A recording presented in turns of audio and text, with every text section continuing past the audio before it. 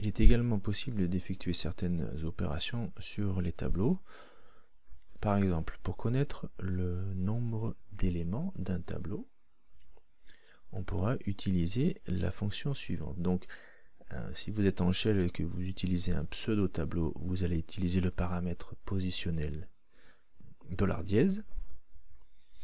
Et si vous êtes en bash ou un autre shell qui accepte les tableaux, vous allez pouvoir utiliser la notation suivante. Echo $. On ouvre les crochets, on utilise le dièse pour compter le nombre d'éléments. Étoile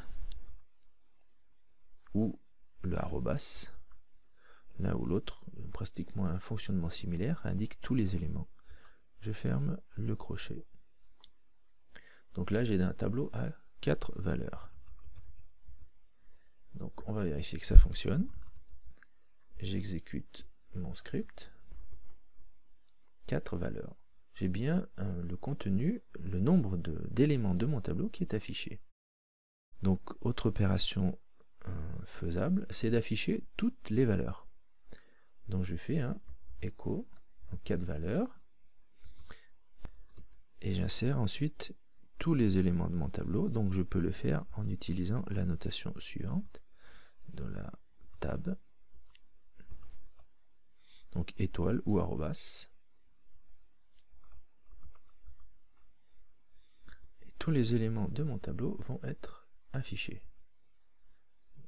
Voilà, donc j'ai un tableau qui peut contenir des valeurs de types différents, des chaînes ou des nombres, et je peux afficher les valeurs en utilisant arrobas ou étoile, et le nombre de valeurs en faisant précéder d'un dièse.